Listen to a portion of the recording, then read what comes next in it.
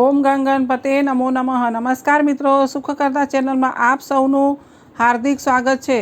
મિત્રો, હમણાં આપણે પવિત્ર એવા શ્રી પુરુષોત્તમ માસની કથાઓનું પઠન અને શ્રવણ કરી રહ્યા છીએ. આ પહેલાંના વિડીયોમાં આપને વ્યતિપાતની કથાનું પઠન અને શ્રવણ કર્યું. હવે પછીના આ વિડીયોમાં આપણે અધિક માસમાં આવતી પદ્મિની એકાદશીનું પઠન અને શ્રવણ કરીશું. તો મિત્રો ચાલો.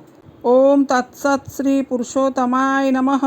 પાંડુપુત્ર યુધિષ્ઠિરે એકવાર કેટલાય બૈરાઓને અધિક માસની પહેલી એકાદશીનું વ્રત કરતા જોઈ ભગવાન વાસુદેવને પૂછ્યું, હે પ્રભુ, આ અધિક માસ છે? અનેક સ્ત્રીઓએ આજનું એકાદશીનું વ્રત કર્યું છે. એ વ્રત વિશે જે કંઈ પુણ્યદાન વગેરે કરવા જેવું હોય તે કહેવાની કૃપા કરશો. ભગવાન શ્રી કૃષ્ણચંદ્ર વાસુદેવે કહ્યું, હે યુધિષ્ઠિર, પુરુષોત્તમ માસની આ પહેલી એકાદશી પદ્મિની એકાદશી નામે ઓળખાય છે. દશમના દિવસે જ આ એકાદશીનું વ્રત શરૂ કરવું. કાસુ, અડદ, મસૂર, ચના, સામો, શાક, મધ આટલી વસ્તુઓ આરોગવી નહીં. મદિરાના વાસથી પણ દૂર રહેવું. પારકા ઘરનું અન્ન સુધા લેવું નહીં. નમક એટલે મીઠું સિવાયનો કોઈ પણ ક્ષાર ખાવો નહીં. રાતે ગાદલું, ગોદડું, શેતરંજી વગેરે કોઈ પાથરનું પાથરી તે પર સૂવું નહીં. ભૂમિ ઉપર જ સૂઈ રહેવું. સવારે એટલે એકાદશીને પરોઢિયે ઉઠી સ્નાન કરવું, સંધ્યા આરતી કરવી, પછી ભગવાન વિષ્ણુની પૂજા માટે આંબળાનો કે માટીનો ઉપયોગ કરવો. સ્નાન માટે નદી, તળાવ સારા સાથે તલ, આંબળાનું ચૂર્ણ, માટી, દર્ભ, છાન ઇત્યાદિ લઈ જવા. ભગવાન વરાહે માટીને ધારણ કરેલી એ કારણથી જળાશયે નાહવા જનારે માટી લઈ જવી. આંબળા બ્રહ્માના થૂકમાંથી પ્રગટ થયા હોવાથી શરીરે ચોળવા જરૂરી છે. આંબળા શરીરને સ્વચ્છ કરે છે. ગાયનું છાન એ કારણથી સાથે લઈ જવું કે એનામાં રોગને દૂર કરવાની શક્તિ ભરેલી છે. તે એટલા માટે સાથે રાખવા કે સ્નાન કરતી વખતે તેલ શરીરે પડતા રહેવાથી તનનો મેલ સાફ થાય છે. જળાશયમાં સ્નાન કરનારે ગંગા માતાનું ધ્યાન કરવું. ઘેરે સ્નાન કરનારે પણ લોકમાતા ગંગાજીનું ધ્યાન ધરવું અગત્યનું છે.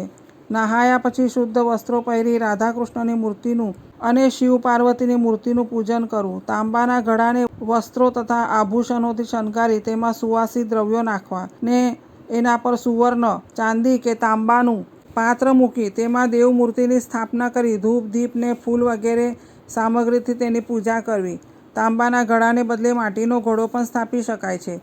પૂજન કરનારે સાચું બોલવું, સદાચારી થવું, ગુરુની કે બ્રાહ્મણની નિંદા કે કોઈની પણ નિંદાથી દૂર રહેવું. આ એકાદશીનું વ્રત અન્ન જળ લીધા વગર કરવું. એ ન બની શકે તો દૂધ પી ઉપવાસ જાળવી રાખવો. ભગવાનના મંદિરમાં રાત આખી જાગરણ કરવું. સૂર્યદર્શન થતાં સાથે જ ઘેર જઈ નહાવું. ફરી ભગવાનનું પૂજન કરી બ્રાહ્મણોને જમાડવા અને ભગવાનની મૂર્તિ તથા શણગારેલો ઘડો બ્રાહ્મણને દાનમાં આપવો. આ પ્રમાણે પુરુષોત્તમ મહિનાની અજવાળી એકાદશીનું વ્રત કરનારને મોક્ષ મળે છે. મિત્રો, હવે આપણે સાંભળીશું પદ્મિની દેવીની કથા.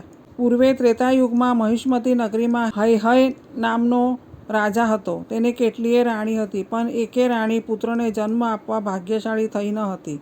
સંતાન વગરના રાજાએ પુત્ર મેળવવા કેટલાય વ્રત, વિધિ, નિયમો કર્યા, પણ તેનું પરિણામ શૂન્યમાં જ આવ્યું. રાજા વનમાં જઈ તપ કરવા લાગ્યો. એની સાથે એની પત્ની પદ્મિની દેવી એક જ વનમાં આવી હતી.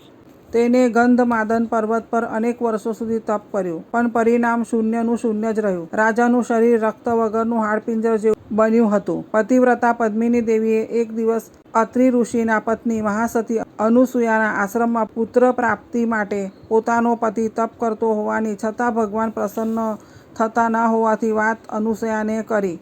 અનુસૂયાએ પદ્મિની દેવીને ઉપાય બતાવ્યો. હે હરિશ્ચંદ્રની પુત્રી, અધિક માસ આવી રહ્યો છે.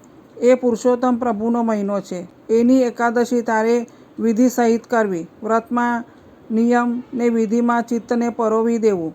રાજા તપ કરતો હતો. તેને દિવ્યવાણી સાંભળી. હે રાજા, તારી પત્નીએ નિર્જળ એકાદશી કરી મને પ્રસન્ન કર્યો છે. રાજાએ જોયું તો પોતાના જમણા હાથ પાસે પોતાની પત્ની ધ્યાનમગ્ન બેઠી છે ને પોતાની સામે પુરુષોત્તમ ભગવાન ગરુડ પર વિરાજિત છે. ભગવાન પુરુષોત્તમ જાને બોલે છે, હે રાજા, તારી અપેક્ષા શી છે? રાજાએ કહ્યું, હે પ્રભુ, ત્રણેય લોક પર વિજય મેળવે એવો પુત્ર માગું છું, જે દેવ, દાનવ કે માનવીથી જીતાવો ન જોઈએ. માત્ર તમારી સામે જ એ પરાજિત થવો જોઈએ. ભગવાન પુરુષોત્તમે કહ્યું, તથાસ્તુ. રાજા તો ક્યારનો ઝૂકી પડ્યો હતો. ભગવાન અદૃશ્ય થયા ત્યાં સુધી તે ઝૂકેલો જ રહ્યો હતો. અધિક શુક્લ એકાદશીનું વ્રત દેખાવ પૂરતું તો હજારો ને લાખો સ્ત્રીઓ કરે છે, પણ અંતઃકરણમાં શુદ્ધિ પ્રકાશ ઝળહળતો કરી વ્રત વિધિ અને નિયમ જાળવી આ વ્રત કરવામાં આવે ત્યારે જ ફળદાયી બને છે. રાણી પદ્મિની દેવીએ પુરુષોત્તમ માસની શુક્લ એકાદશીનું વ્રત કર્યું. તેના પ્રતાપે તેજસ્વી પુત્રને જન્મ આપ્યો. તે મોટો થયો. તેને પુરાણોએ કીર્તિવીર્ય નામે પ્રસિદ્ધિ આપી છે. આ જ દિવ્ય અને પ્રતાપી પુત્ર કીર્તિવીર્યએ રાવણને પણ યુદ્ધમાં હરાવ્યો હતો. લંકાના રાજા રાવણના સામર્થ્યની ઘટના જાણીતી છે. સમગ્ર જગત એનાથી થરથરતું હતું. એની સામે લડવાની વાત કરનારને મશ્કરી કરતા હોય એવું માનવામાં આવતું હતું. પણ જ્યારે મહિષ્મતીના રાજા કીર્તિવીર્યએ રાવણને જીત્યાની વાત દેવોએ સાંભળી ત્યારે તેઓ ચકિત થઈને પૂછવા લાગ્યા, કીર્તિવીર્યએ દશાનન રાવણને શી રીતે જીત્યો હશે? સંતોએ કહ્યું, હે દેવતાઓ, કીર્તિવીર્યની માતા પદ્મિની દેવીએ પુરુષોત્તમ માસની અજવાળી એકાદશીનું વ્રત મહાસતી અનુસૂયાના સૂચન પ્રમાણે કર્યું હતું ને પુત્ર પ્રાપ્તિનું વરદાન મેળવ્યું હતું. તે દિવસથી અધિક માસની અજવાળી એકાદશીનું નામ પદ્મિની એકાદશી પડ્યું. હે ભાવિકો, તમારે કોઈ પણ સારા કાર્યમાં ભગવાનની સહાયતા જોઈતી હોય તો આ પદ્મિની એકાદશીનું વ્રત સાચા હૃદયથી કરજો. તો મિત્રો, આ હતી પદ્મિની એકાદશીની કથા, જે પવિત્ર એવા પુરુષોત્તમ માસની કથાઓમાંથી લેવામાં આવી હતી. જો આપ સૌને અમારો આ વિડીયો ગમ્યો હોય તો પ્લીઝ લાઇક, શેર અને સબસ્ક્રાઈબ જરૂર કરજો. હવે પછીના વિડીયોમાં આપણે પરમા એકાદશી કથાનું પઠન અને શ્રવણ કરીશું. પુરુષોત્તમાય નમઃ.